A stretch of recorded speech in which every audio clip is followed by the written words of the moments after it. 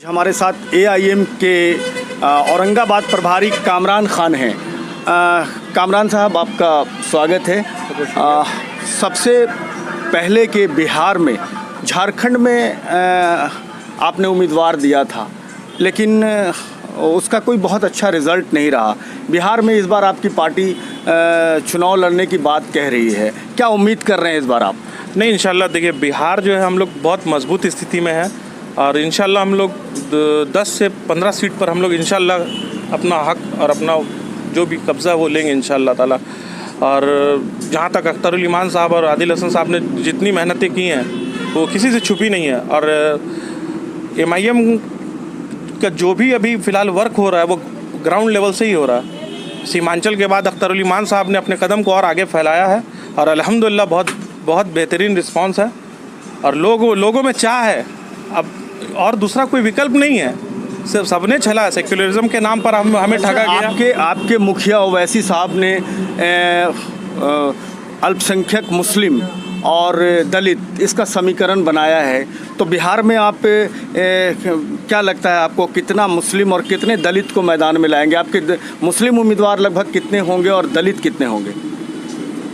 हमारे उम्मीदवार तो मैं नहीं बताऊंगा, लेकिन लगभग हमारे साथ दलित और मुसलमान का हमारा कॉम्बिनेशन है। और जो जहाँ तक बात है प्रत्याशी की, जिस तरह की भी, तो हमारे वक्त अख्तरुल ईमान साहब और हमारे बैरिस्टर असदुद्दीन ओवैसी साहब, उनका ये फैसला होगा कि किनको कहाँ से लड़ाना है।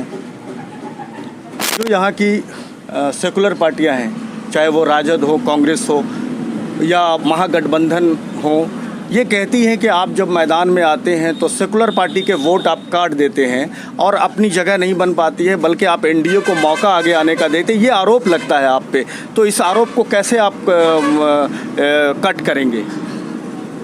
पूरे हिंदुस्तान में एक एमआईएम ही है जो सिर्फ चुनाव लड़ती है, अदर पार्टी नहीं लड़ती है। बसपा लड़ती है, समाजवादी पार्टी लड़ती है, आम आदमी पार्टी लड़ती है। झारखंड में तो आम आदमी पार्टी लड़ी, कितनी सीटों पर लड़ी उसने चुनाव, उन्होंने लड़ा और कितनी सीटें आई, वोट तो उन्होंने काटा। अरे हमारा तो वोट परसेंट माशाल्लाह बेहतर होता है, हर टाइम, हर 5 साल में हमारा वोट परसेंट हमेशा भागेगा। और वोट काटने का जिम्मेदारी जो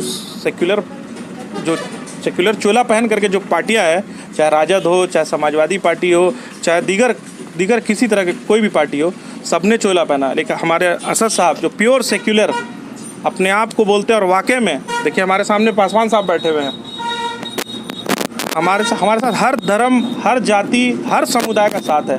बैरिस्टर साहब को हर कोई पसंद करने वाला, बिहार में अख्तरुल ईमान साहब को पसंद करने वालों की तादाद बहुत है। चलिए हम शेरघाटी अनुमंडल आते हैं। यहाँ पे 4 विधानसभा है, शेरघाटी, इमामगंज, गुरुआ और बाराचट्टी, जिसमें 2 रिजर्व है और 2 जनरल है। तो इस 4 विधानसभा में क्या निर्णय होगा आपकी पार्टी? अभी इस पे कुछ नहीं बात कर सकते हैं, क्योंकि अब आगे की बात जो होगी अख्तरुल ईमान साहब और हमारे यूथ प्रदेश अध्यक्ष आदिल हसन साहब और बैरिस्टर असदुद्दीन साहब, इनकी मीटिंग होगी, उसके बाद ही फिर हम लोग आगे कुछ करेंगे इस पर। अभी कुछ उम्मीदवार अपने नाम की चर्चा कर रहे हैं, तो जो लोग अपने नाम की चर्चा कर रहे हैं उनको लेकर आप क्या कहेंगे? अभी उम्मीदवारी को लेकर कितना काम हो चुका है? नहीं, देखिए, उम्मीदवारी करना तो ये सरासर अभी मेरे हिसाब से ये गलत है, पार्टी के प्रोटोकॉल से भी गलत है। और जो बोले, हमने बताया ना कि जो भी फैसला होगा ये हमारा आला कमान करेगा। अगर आप बेहतर होंगे तो आपके लिए जगह बनाया जाएगा। पार्टी को लगेगा कि हमारी पार्टी वहाँ मजबूत है तो आला कमान सोचेगी।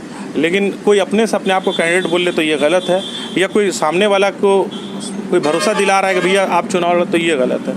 ये नहीं, ऐसा अभी तक हमारा कोई ऐसा ट्रैक ही नहीं है, हमने किसी को कमिटमेंट किया। चलिए, पार्टी की रूपरेखा क्या होगी? अभी से आप किस तरह तैयार होने के लिए बताएंगे? क्या गाइडलाइन देंगे अपने जो आपके भावी उम्मीदवार होंगे, या जो अनुमानता ऐसा है कि वो उम्मीदवार हो सकते हैं, उनके लिए क्या गाइडलाइन देंगे? जहाँ तक जो हमारे प्रत्याशी पूरे बिहार में जो भी प्रत्याशी हों, उनसे बस मैं यही कहूँगा कि आप ज़्यादा से ज़्यादा कोई बूथ लेवल में जा कर के काम करें। हर उसमें आप अपना एक सदस्य रखिए जो आपको बूथ लेवल में मजबूत करे। अब वोट आपको बूथ लेवल के ही उसमें मिलेगा, ना कि अपर में आ पाएंगे। तो हमारा काम रहेगा कि हम बूथ लेवल में ही टारगेट करें, हम अपने बूथ को मजबूत करेंगे। याद रखिए, हमारा वोट और हमारी पार्टी, हमारा वजूद मजबूत होगा। चलिए, बहुत बहुत शुक्रिया, आपने हमको बात किया।